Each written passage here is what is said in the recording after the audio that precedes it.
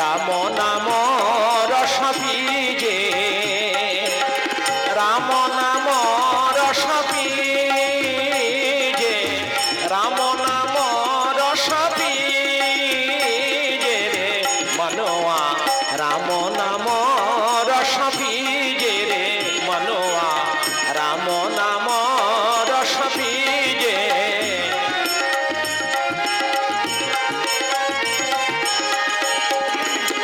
ছড়ি কুসঙ্গ সৎসঙ্গে বৈঠে, হরি রচনা শুনলি যে, ছড়ি কুসঙ্গ সৎসঙ্গে বৈঠে, হরি রচনা শুনলি যে রে মনোয়া, রাম নাম রস বীজে রে মনোয়া, রাম নাম রস বীজে।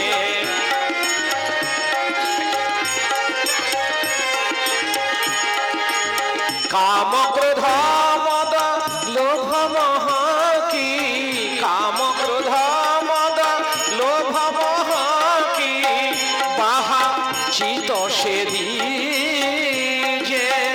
মীরা কাহে প্রভু রাম রঘুবর, মীরা কাহে প্রভু রাম রঘুবর, ওহি রঙ্গ মে ভিজে রে মনোয়া, রাম নাম রস বীজে রে মনোয়া, রাম নাম রস বীজে।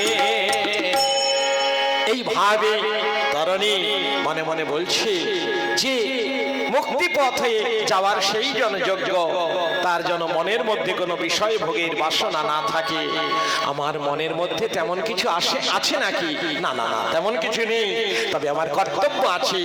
জননী জন্মভূমিশ্চ স্বর্গাদপি গরীয়সী, স্বর্গ তো দুর্লভ, সেই স্বর্গের থেকে বড় জননী যিনি, সেই জননীকে যে প্রণাম করে শুভ কাজে না যায়, তার শুভ কাজ সফল হয় না।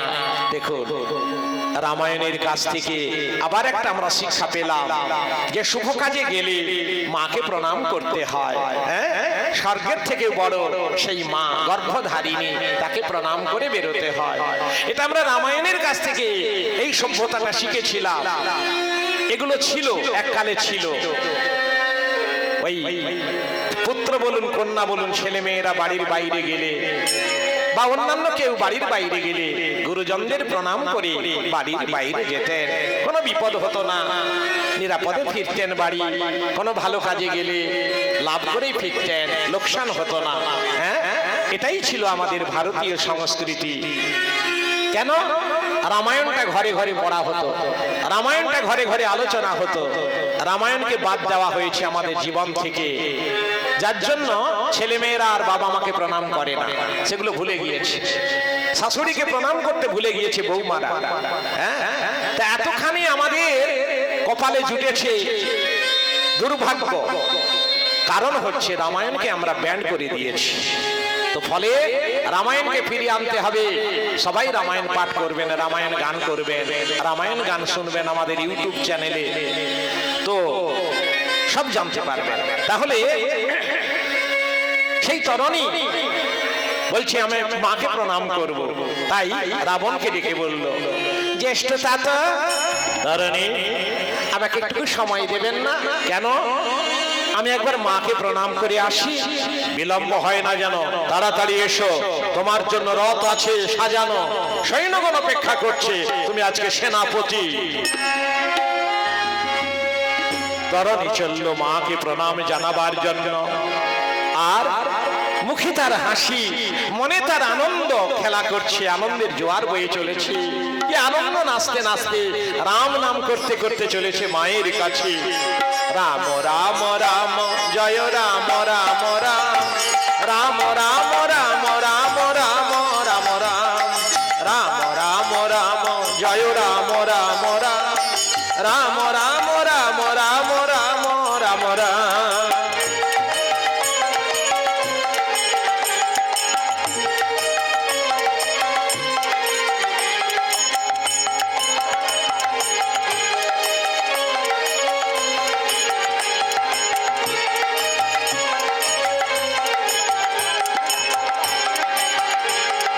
রাম রাম রাম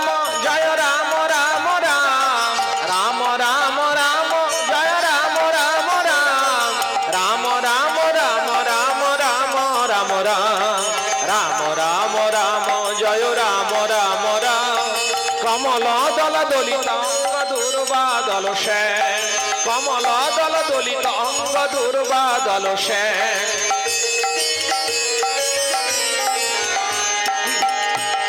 শান্ত সুধীর গতি মন্থর হাস্যয় অধর রাম, শান্ত সুধীর গতি মন্থর হাস্যয় অধর রাম। কান্তি উজর মুনি মনোহর সুন্দর সুঠা, রাম রাম রাম জয় রাম রাম রাম।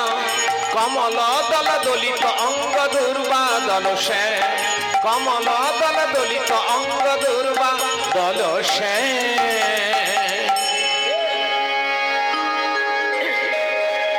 প্রণাম চরণে মাত। কে রে বাবা? বাবা তরণী, বাবা তুমি কোথায় ছিলে বাবা? এতক্ষণ পরে এলে? মা আমি রাজসভায় গিয়েছিলাম মা, জ্যেষ্ঠতা তো ডেকেছিলেন কিনা তাই। বাবা তরণী, তোমার মুখে হাসি, অন্তর যেন আনন্দ আপ্লুত। কেন বাবা এ হাসি কিসের বাবা? এ আনন্দ কিসের বাবা? বলো না বাবা তরণী। মা এতদিন আমার মুখে হাসি ছিল না, আজকে আমার মুখে হাসি, অন্তর যেন আনন্দ আপ্লুত। কেন জানো মা? আজকে আমি তীর্থে যাব মা। তীর্থে? বাবা তরণী তীর্থে? তীর্থে যাবে বাবা? বাবা তরণী তুমি তীর্থে? হ্যাঁ মা আমি তীর্থে যাব, তাই আমার মুখে এত হাসি, এত আনন্দ খেলা করছে। বাবা তরণী তীর্থে যাবে?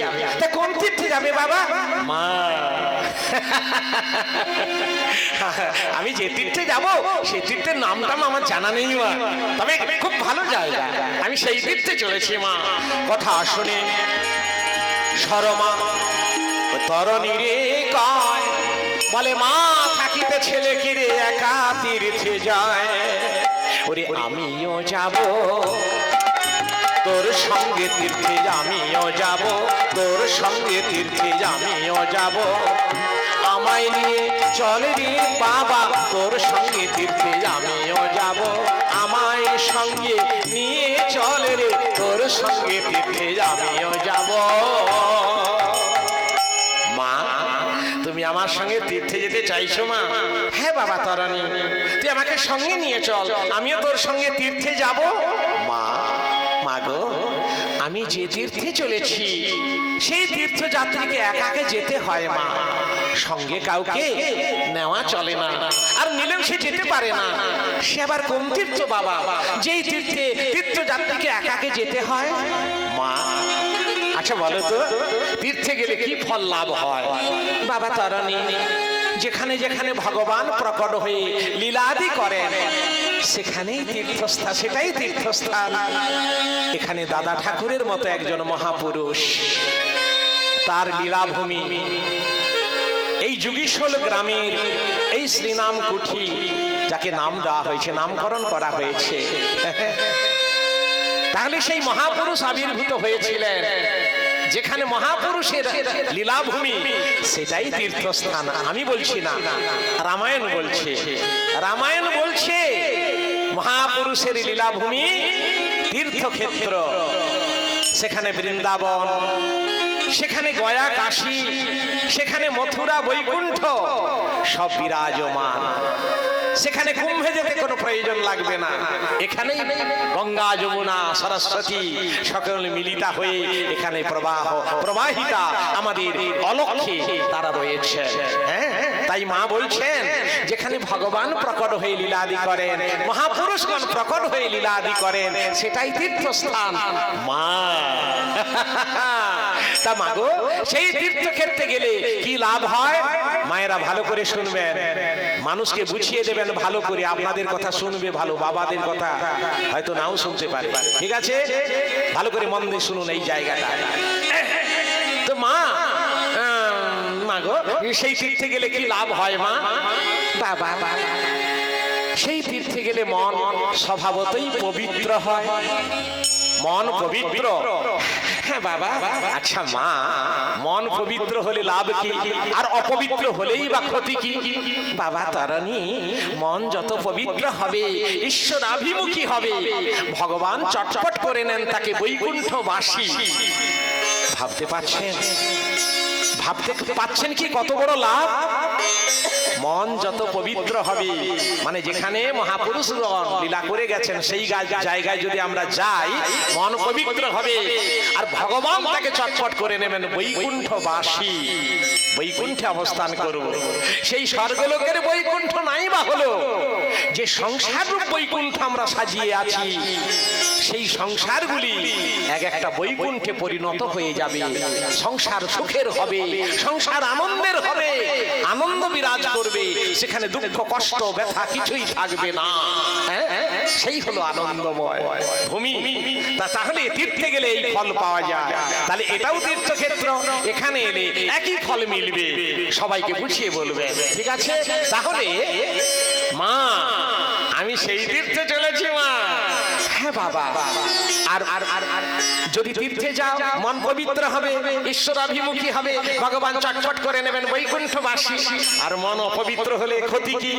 মন যত অপবিত্র হবে, সংসারে পড়ে থেকে থেকে মন ওই ঈশ্বরাভিমুখী হবে না, মন বিষয়াভিমুখী হবে। বিষয়াভিমুখী হলে নরকগামী হতে হবে, অন্তিম কালে তাকে নরকে যেতে হবে। হ্যাঁ, যেমন এক লিখে তার পিঠে শূন্য দিলে কি হয়? 10 হয়। 10-এর পিঠে ডান দিকে শূন্য দিলে কি হয়? 100 হয়। তার ডান দিকে শূন্য দিলে কি হয়? 1000 হয়। এক লিখে এতগুলি শূন্য, যত শূন্যের পর শূন্য বসাবেন ততবার শূন্যের মূল্যগুলি বাড়তেই থাকবে, বাড়তেই থাকবে, বাড়তেই থাকবে। কিন্তু যদি শূন্যগুলির পাশ থেকে এক মুছে দেওয়া যায়, শূন্যগুলির মূল্য কিছু থাকবে বাবা মায়েরা? থাকবে না, শূন্যগুলি মূল্যহীন হয়ে পড়বে। তাই আমাদের জীবনে গুরু দরকার, আমাদের জীবনে ইষ্টকে দরকার। আমরা যদি গুরুকে ধরতে পারি, ইষ্টকে ধরতে পারি, আমাদের জীবন মধুময় হয়ে যাবে, সুন্দর হয়ে যাবে, হ্যাঁ, মূল্যবান হয়ে যাবে। আর যারা গুরুকরণ করেননি, গুরুমুখী হননি, ইষ্টকে ধরেননি, ঈশ্বরকে ধরেননি, তাদের জীবনটা মূল্যহীন। সে জীবনের কোনো মূল্য নেই, কোনো দাম নেই। তাই মা শর্মা বলছি, যারা ঈশ্বরাভিমুখী না হয়ে বিষয়াভিমুখী হয়, নরকের দিকে ধাবিত হয়। আর যারা সেই পবিত্র তীর্থক্ষেত্রে যায়, ঈশ্বরাভিমুখী হয় মন, এবং ভগবান চটপট করে নেন তাকে বৈকুণ্ঠবাসী। ও মা, মাগো, আমি সেই তীর্থে চলেছি মা। ও মা, যেই তীর্থে গেলে জীবীকে বারে বারে সংসারে ফিরে আসতে হয় না, জীবী চিরকালের মতো মুক্ত লাভ, মুক্তি পেয়ে যায়, মুক্ত ধাম প্রাপ্ত হয়, ভগবান তাকে মুক্তি দিয়ে দেন। আমি সেই তীর্থে চলেছি মা। বাবা, সেই স্থানটি কোথায় না বললে আমি কেমন করে বুঝবো বাবা যে তুমি কোন তীর্থে চলেছ? মা, ও মা, সেই তীর্থের কথা আমি কি করে বলবো মা? ও মা, মাগো, তবে হ্যাঁ, আমাদের পক্ষে সেই স্থানটি বড় সহজ হয়ে গিয়েছে মা। সমুদ্রের বাইরে, মানে প্রাসাদের বাইরে সমুদ্র সৈকতে গেলেই সেই চরম তীর্থে বা পরম তীর্থে পৌঁছে যাব মা। বাবা তারানি, সমুদ্রের তীরে তীর্থ? আমার মা, তুমি তো বলেছো যেখানে ভগবান প্রকট হয়ে লীলাদি করেন সেটাই তীর্থস্থান। হ্যাঁ, তাই তো বলেছি মা, যেখানে ভগবান রামচন্দ্র বিরাজ করছেন মা, সেখানে গেলে কি আমার তীর্থে যাওয়া হলো না মা? তরণী, তরণী, বাবা তুমি রামের কাছে যাবে? বাবা তুমি সোজা বলতে পারতে যে আমি রামের কাছে যাব, তা না হয়ে তুমি এই তীর্থ থেকে নিয়ে এলে। যাও বাবা, যাও, চলে যাও, ওই রামের কাছে চলে যাও। বাবা, তোমার পিতাও দিয়েছেন, তুমিও যাও, এই পাপের রাজ্য ছেড়ে দিয়ে রামচরণে আশ্রয় নাও। মা, পিতাও গিয়েছেন আর আমিও যাব, তবে যাওয়াতে যাওয়াতে একটু তফাৎ হবে মা। আগো, পিতা যেভাবে গিয়েছে আমি কিন্তু সেভাবে যাব না মা। ও মা, পিতার মতো যাব না গো মা, পিতার মতো যাব না গো মা। মাগো, যাওয়াতে যাওয়াতে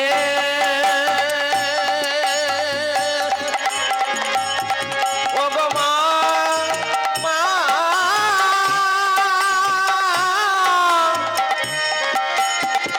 ও গো মা,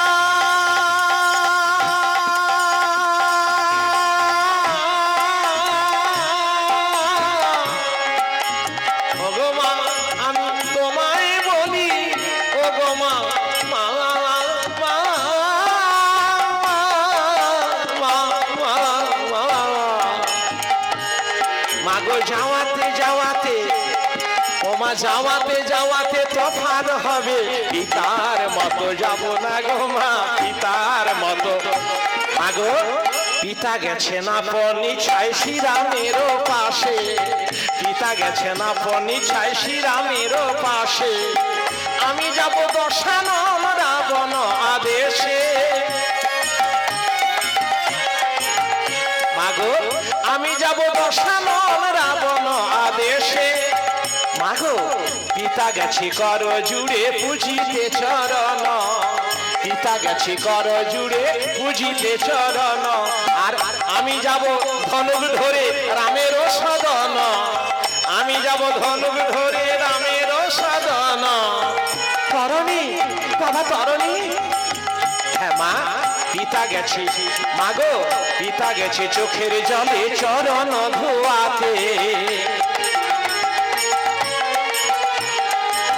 পিতা গেছে চোখের জলে চরণ ধোয়াতে, আর আমি যাব আমার বুকের রক্ত রামের পায়ে ঢেলে দিতে, আমি যাব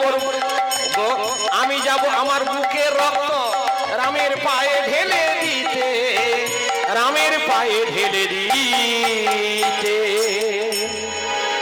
তরণী তরণী তরণী, তুমি ধনুর্বাণ ধারণ করে রামের সঙ্গে যুদ্ধ করতে যাবে? মাগো জ্যেষ্ঠতা তো দশানন, আমাকে সেই আদেশ করেছেন মা। বাবা তরণী তরণী, তুমি কি জানো না ওই রাম সংগ্রামে যাওয়ার পরিণাম? মা রাম সংগ্রামে যে গিয়েছে সে কখনো প্রাণ নিয়ে ফিরে আসতে পারেনি, তাকে প্রাণ দিতে হয়েছে। তরণী তরণী, বাবা রাম সংগ্রামে যাওয়ার পরিণাম হলো মৃত্যু মৃত্যু মৃত্যু। মা মাগো রাম সংগ্রামে যাওয়ার পরিণাম মৃত্যু নয় মা, মৃত্যু নয়। ছলনাময়ী মায়া তোমাকে ভুল শিখিয়েছে। সেই ভুবন ভুলানো রাম, সেই রাম রূপ দর্শন করতে করতে রামের পবিত্র করের পবিত্র বাণে প্রাণ ত্যাগ করবার নাম মৃত্যু নয় মা, তার নাম হলো মুক্তি মুক্তি মুক্তি চির মুক্তি। বাবা তরণী, সেই মৃত্যুর পথই হোক আর মুক্তির পথই হোক, তুমি তো আমার এখান থেকে এই জন্মের মতো চলে যাবে, আমি কি নিয়ে থাকবো বাবা?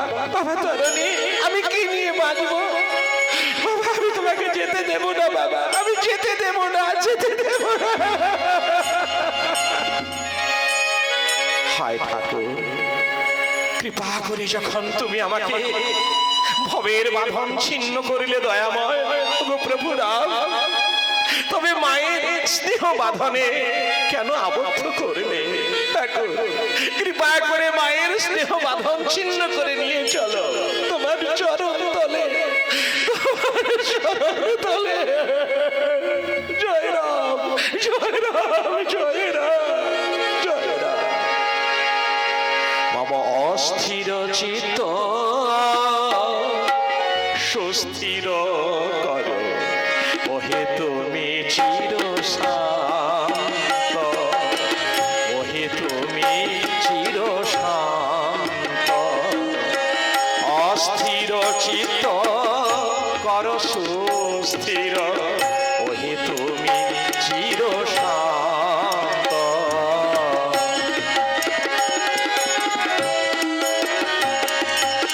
বিপদ বিপাকে হার কত কাল, বিপদ বিপাকে আর কত দিন রাখিবে করিয়া ভ্রান্ত,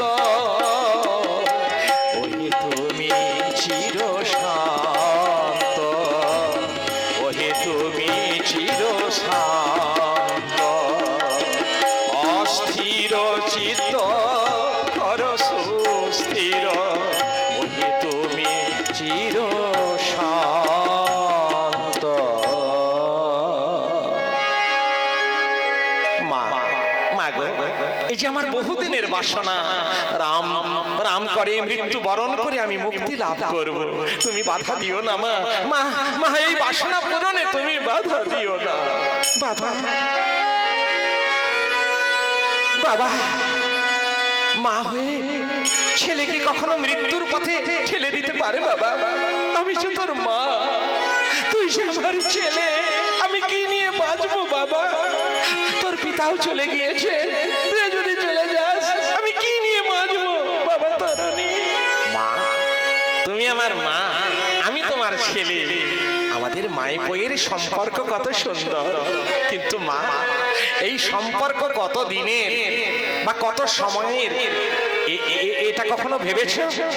বলি শোনো মা, মহাজনগণ বলেন, একই বৃক্ষে সমারূঢ়া নানা জাতি বিহঙ্গমা, প্রভাতে দশ দিশ জানতি কাকস্য পরিবেদনা।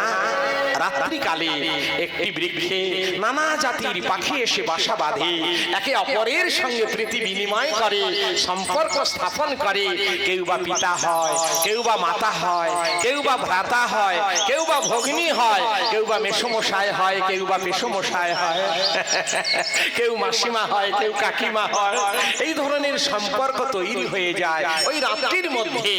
কিন্তু যখন প্রভাত হয়ে যায়, যে যার যেদিকে আহারের জন্য পালিয়ে যায়, কেউ কারোর জন্য পরিতাপ করে না, আর পরিতাপ করেও কোনো ফল পাওয়া যায় না। আমাদের জগতের এই যে জাগতিক সম্পর্ক, মাতা বলো, পিতা বলো, বন্ধু বলো, ভ্রাতা বলো, এই সম্পর্কগুলো ঠিক সেই পাখিদের মতো। হ্যাঁ, আমাদের দুজনার একজন মরে গেলে সেই সম্পর্ক কোথায় বিলীন হয়ে যাবে।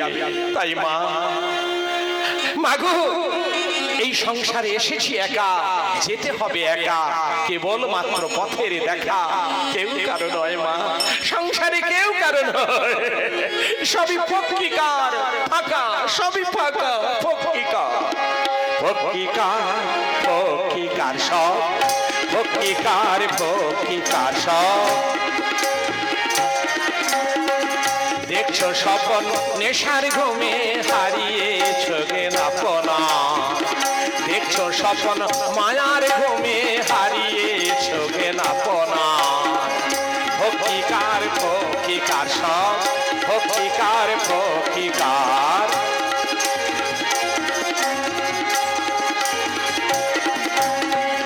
সঙ্গে যাবে বাঁশের সজ্জা, ছিন্ন বস্ত্র থাকতে লজ্জা।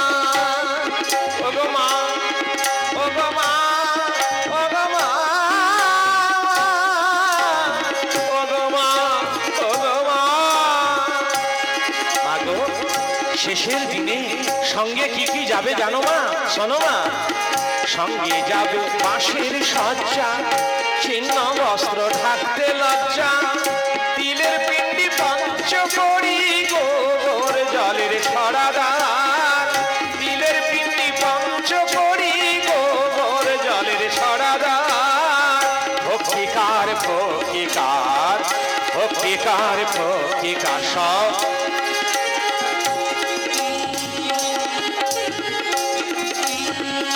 মিছে পুত্র মিছে মায়া, ধনরত্ন মিছে কায়া, মিছে পুত্র মিছে জায়া, ধনরত্ন মিছে কায়া। নাম সত্য মারান সত্য, আর কেহ নয় আপনার। মাগো, নাম সত্য মরণ সত্য, আর কেহ নয় আপনার। ফকিকার ফকিকার সব, ফকিকার। তরুণীর মুখে গদগদ ভক্তি ভাবাপূর্ণ কথা শুনে শর্মার অন্তরে জাগে আন্তরিক চেতনা। তাই শর্মা তরণীকে ডেকে বলে, বাবা তারানী, বাবা আমি সবই বুঝি, বাবা আমি সবই বুঝি। বাবা তারানী, আমি যে পারছি না বাবা। বাবা তারানী, আমার একটা আশা পূরণ করে যাও। কি আশা মা? বাবা তারানী, তুমি, আমি তোমাকে ভালো করে দেখবো বাবা। এই তো মা, আমি তো দাঁড়িয়ে আছি, তুমি ভালো করে দেখো। ও ভাবে নয় বাবা, আমি তোমাকে কোলে নিয়ে একটু আদর করে যত্ন করব, তোমাকে সুন্দর করে সাজাবো, তারপর দেখবো। মা, তুমি আমাকে যত্ন করে সাজাবে, তাহলে কি দিয়ে সাজাবে মা?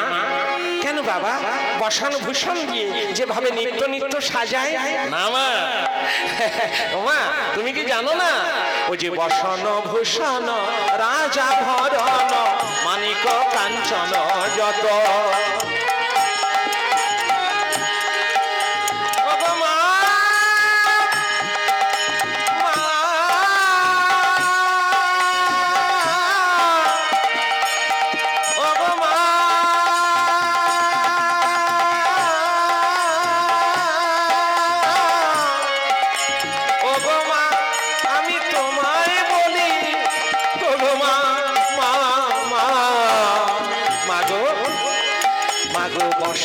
ভূষণ রাজ আভরণ মানিক কাঞ্চন যত, ও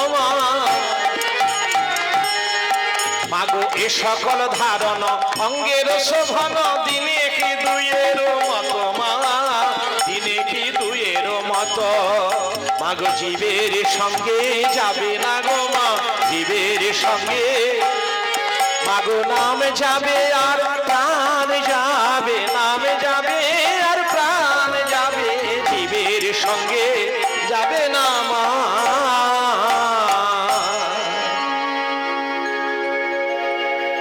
বাবা মা, যদি আমাকে সাজাতে চাও, কুটিতে দাও কৌশে বসন, স্কন্ধে দাও নামাবলী, আর স্কন্ধে দাও নামাবলী, ভালে দাও তিলক অঙ্কিত করি। তো শর্মা ঠিক তরণের কথা মতো সুন্দর করে সাজিয়ে দিল আর বলল, বাবা বাবা তুমি যে ওই তীর্থে যাবে, বাবা তীর্থযাত্রীদের শীত প্রধান দেশে গেলে তাকে কিছু গরম পোশাকের ব্যবস্থা করতে হয়, আর গ্রীষ্ম প্রধান দেশে গেলে ঠান্ডা পানীয় জলের ব্যবস্থা করে দিতে হয়। আমি কি দেব বাবা? ওমা, ওই যে অজানা পথের অজানা দেশের অজানা সম্বল শুধু রামনা, তাই যতন করিয়া দাও মা জ্যোতিয়া সুধা মাখা রামনা, ও মা সুধা মাখা রামনা, চোপে দাও মা কর্ণ কুহরে, চোপে দাও মা কর্ণ কুহরে, সুধা মাখা রামনা, সুধা মাখা রামনা, চোপে দাও মা কর্ণ কুহরে। মা শর্মা সেই রামচরণ আশ্রয় করে আর রাম নাম উচ্চারণ করত, তরণীকে কোলে নিয়ে চুম্বন নিল আর বারবার আশীর্বাদ করিল, রামের চরণে মিনতি জানালো, হে প্রভু রাম, আমার তরণী যেন অগাধ সমুদ্রে ডুবে না যায়, তোমার চরণে যেন আশ্রয় পায়, এই কৃপা করো ঠাকুর। তরণীকে বিদায় জানালো, মায়ের চরণ ধুলি মাথায় নিয়ে তরণী চলল, আর মা শর্মা চোখের জলে ভাসতে ভাসতে তরণীকে বিদায় জানালে, এই জন্মের মতো চির বিদায়। আর প্রাসাদের বাইরে গিয়ে মন্ত্রীকে ডেকে বলল, মন্ত্রী তুমি রথের ওই ধ্বজা পতাকায় রাম নাম লিখে দাও, রথের চতুর্পার্শ্বে রাম নাম লিখে দাও, আর বাদ্যকারগণ সীতারাম সীতারাম, তোমরা সীতারাম সীতারাম বলে বাজনা বাজাও। তাই হলো, রথের ধ্বজা পতাকায় রাম নাম লেখা হলো, রথের চতুর্পার্শ্বে রাম নাম লিখে দিল, সীতারাম সীতারাম বলে বাজনা বাজাতে লাগলো যত বাদ্যকারগণ। আর তরণী রথে গিয়ে বসলো, রথ চললো ঘর ঘর শব্দে, রাম নাম গাইতে গাইতে চলেছে, রাম রাম রাম জয় রাম রাম রাম, রাম রাম রাম রাম রাম রাম রাম, প্রেম মুদিত মনসে কহ রাম রাম রাম, শ্রী রাম রাম রাম, শ্রী রাম রাম রাম।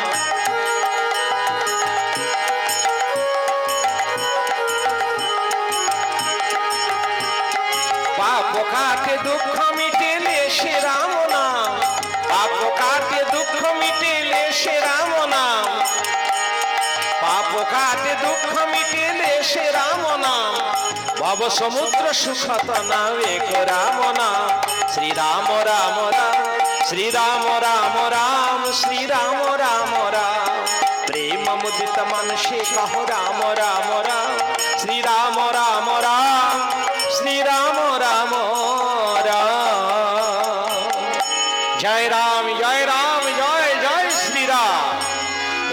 তরণী রাম জয়ধ্বনি দিতে দিতে চলেছে।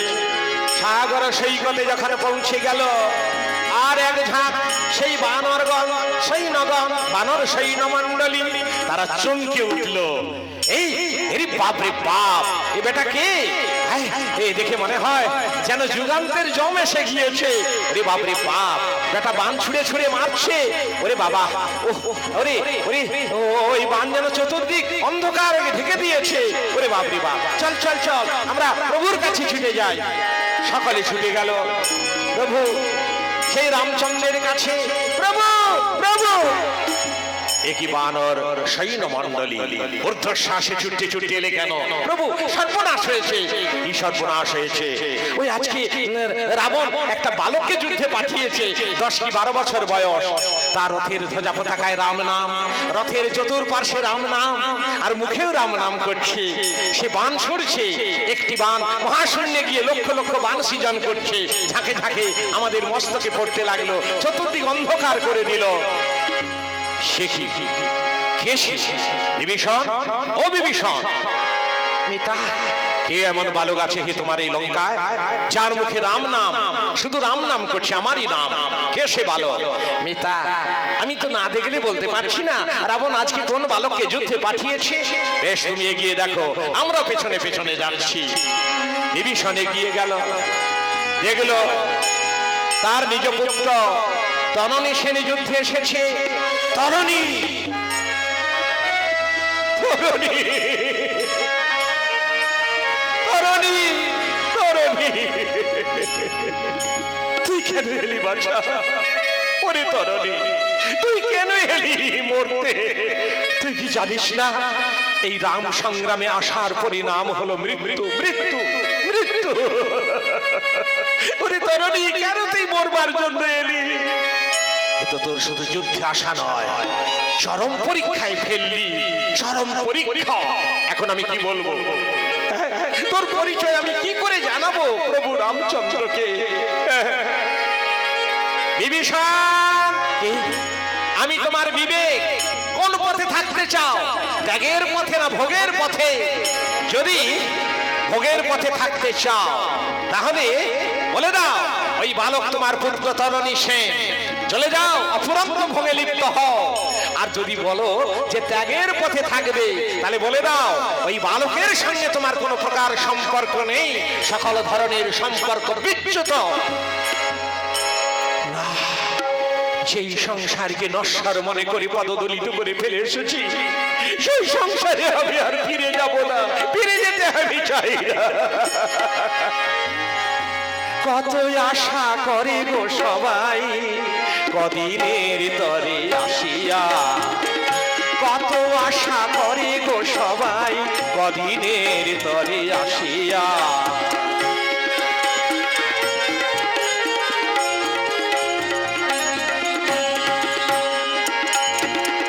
কাঁচা মাটির দেহ নিয়ে অহংকারে মাতিয়া, কাঁচা মাটির দেহ নিয়ে অহংকারে মাতিয়া, কত আশা করে গো সবাই কদিনের তরে আসিয়া।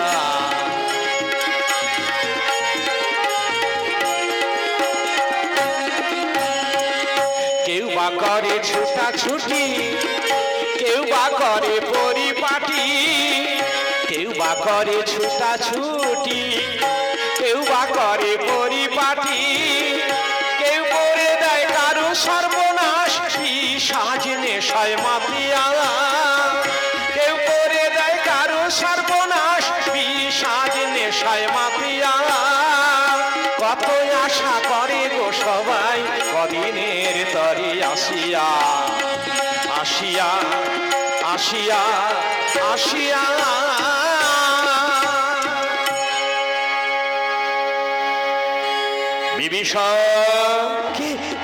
মিতা, রঘুপতি, ওই বালকের দিকে অনেকক্ষণ ধরে তাকিয়ে রয়েছ, ওই বালককে তুমি চেনো? আমি কি বলবো? আরে দাঁড়িয়ে দাঁড়িয়ে ভাবছো কি? একটা সত্যি কথা বলবে। আমি কি কোনোদিন তোমার কাছে মিথ্যা কথা বলেছি? না, বলনি, আজকে যেন বলো না। আচ্ছা, ওই বালকের সঙ্গে তোমার কি সম্পর্ক বলো তো? পিতা, ওই বালকের সঙ্গে কি আমার কোনো সম্পর্ক থাকা উচিত? আরে কেন উচিত নয়? ওই বালক যে জাতি, তুমিও তো সেই রাক্ষস জাতি। ওই বালকের যেখানে ঘর এই লঙ্কা দ্বীপে, তোমারও তো এই লঙ্কা দ্বীপে ঘর। ওই বালক যে অন্নে প্রতিপালিত, সেই রাবণ অন্নে, তুমিও রাবণ অন্নে প্রতিপালিত। তাহলে ওই বালকের সঙ্গে তোমার সম্পর্ক থাকা উচিত নয় কেন? হে রঘুপতি রামচন্দ্র, এই কথা যদি বলতে হয়, শুধুই বালক কেন, লঙ্কাবাসী প্রত্যেকটি রাক্ষসের সঙ্গে কোনো না কোনো একটা না একটা নিকট সম্পর্ক ছিল। ততদিন ওদের সঙ্গে সম্পর্ক ছিল যতদিন তোমার সঙ্গে সম্পর্ক পাতাতে পারিনি। যেদিন থেকে আমি তোমার সঙ্গে সম্পর্ক পাতিয়েছি, ওই বালক কেন, লঙ্কাবাসী কোন রাক্ষসের সঙ্গে আমার বিন্দু মাত্র সম্পর্ক নেই। সকল ধরনের সম্পর্ক বিচ্যুত, বিচ্যুত, বিচ্যুত। হায় রে, বিভীষণের আপন পুত্র তরণী সেন রামচন্দ্রকে বলে কিনা ওই বালকের সঙ্গে কোনো সম্পর্ক নেই। একেই বলা হয় ত্যাগ, একেই বলা হয় ত্যাগী। আগেই বলেছি যে 100% আমাদের মনের অবস্থা, 50% প্রভুর দিকে, 50% রেখেছি সংসারের দিকে। তাহলে প্রভুর সঙ্গে যদি সম্পর্ক করতে হয় 100% প্রভুর চরণে মন দিতে হবে। যেমন বিভীষণ দিতে পেরেছে, রামচন্দ্রের চরণ লাভ করেছে, রামচন্দ্রের চরণে আশ্রয় পেয়েছে, তাই সে বলতে পেরেছে, রামের কৃপা পেয়েছে, বলতে পেরেছে যে ওই বালক কেন, লঙ্কাবাসী কোন রাক্ষসের সঙ্গে আমার কোনো সম্পর্ক নেই, সকল ধরনের সম্পর্ক বিচ্যুত। একেই বলা হয় ত্যাগ, একেই বলা হয় ত্যাগী। তাই মহাজনগণ বলছেন, যদি ত্যাগ শিক্ষা করতে হয় এই বিভীষণের কাছে ত্যাগ শিক্ষা করো। সারা শরীর রাজ পোশাকে ঢাকা, মনে মনে তার কেমন ত্যাগের পরিকল্পনা। তাই বারবার বলছি, হে মিতা রঘুপতি, হে মিতা রঘুপতি, তবে লঙ্কায় তোমার একজন পরম ভক্ত, ও আপন ইচ্ছাতে আসেনি, রাবণের তাড়নায় ওকে আসতে বাধ্য হয়েছে। আমি বুঝতে পেরেছি। হে বিভীষণ, ওরে বালক, তুমি যদি আমার ভক্ত হও, এসো এসো, আমি তোমায় কোলে করব, আমি তোমাকে বর দিতে চাই। দূর থেকে দেখলো তরণী, দেখলো পিতা বিভীষণকে, এবং দেখলো পাশে দাঁড়িয়ে আছে রাম লক্ষ্মণ। প্রভু রাম, প্রভু, হে অন্তর্যামী নররূপী নারায়ণ, অমল কমল দল দলিতাঙ্গ, কি অপরূপ শোভা সৌন্দর্য, অঙ্গে তোমার এত রূপ, ওগো দয়াবয়। না না, এখন তোমায় আমি প্রণাম জানাবো না, আমার পিতাকে আগে প্রণাম করি, তারপর তোমাকে প্রণাম জানাবো। দেখুন রামায়ণে কত সুন্দর শিক্ষা দেওয়া আছে। ভগবান দাঁড়িয়ে আছেন পাশে, তার পাশেই নিজের পিতৃদেব বিভীষণ দাঁড়িয়ে আছে। তাহলে পুত্র তরণী কাকে আগে প্রণাম করছে? আমার পিতাকে আমি প্রণাম জানাই। পিতা স্বর্গ, পিতা ধর্ম, পিতা হি পরমন্তপ, পিতরি প্রীতিমা পণ্যে প্রিয়ন্তে সর্বদেবতা। পিতাই স্বর্গ, পিতাই ধর্ম, হ্যাঁ, পিতাই পরম তপ, তপস্যা। সেই পিতামাতাকে যিনি বা যারা সেবা করে সন্তুষ্ট করতে পারেন, হ্যাঁ, দেবদেবী সন্তুষ্ট থাকেন। তাই বলছে পিতা স্বর্গ, পিতা ধর্ম, পিতা হি পরমং তপ, পিতরি প্রীতিমা পণ্যে প্রিয়ন্তে সর্বদেবতা। পিতা স্বর্গ, পিতা ধর্ম, পিতা হি পরমং তপ, পিতরি প্রীতিমা পণ্যে প্রিয়ন্তে সর্বদেবতা। পিতরি প্রীতিমা পণ্যে প্রিয়ন্তে সর্বদেবতা। এইভাবে ভক্ত তরণী পিতা বিভীষণের চরণে মনোনিবেশ করে ভক্তিপূর্ণ প্রণাম নিবেদন করিল। নয়ন ভাসালো রামের রূপ সাগরে। হৃদয় তুই ভালো করে দর্শন কর ওই প্রভু রাম। হে প্রভু, এই রূপ আমি কতই স্বপ্নে দর্শন করেছি, আমি কল্পনাতে এঁকেছি। আমি আমি আমি তোমার এই স্বরূপ দর্শনের জন্য কত সাধনা করেছি। দয়াময়, তুমি আমাকে কৃপা করে তোমার চরণ তলে নিয়ে এসেছো ঠাকুর। আজ আজ আমি ধন্য, আজ আমি ধন্য। অমল কমল দল দলিতাঙ্গ, আজ অনুলম্বিত ভুজ কনক বদাত। ওগো ঠাকুর, কি সুন্দর তোমার উপমাধুর্য, এই রূপ দর্শন করে আমি ধন্য। জয় রাম জয় রাম জয় রাম। ভাসলো নয়ন ডুবলো রে মন রাম রূপের সাগরে, ভাসলো নয়ন ডুবলো রে মন রাম রূপের সাগরে।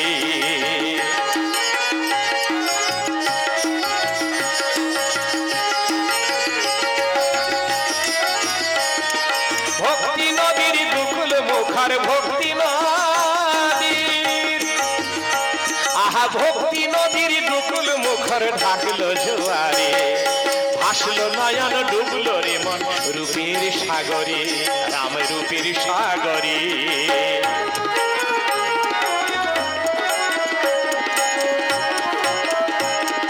রূপসাগরের অসীম তুফান হাবুডুবু করে রে মন।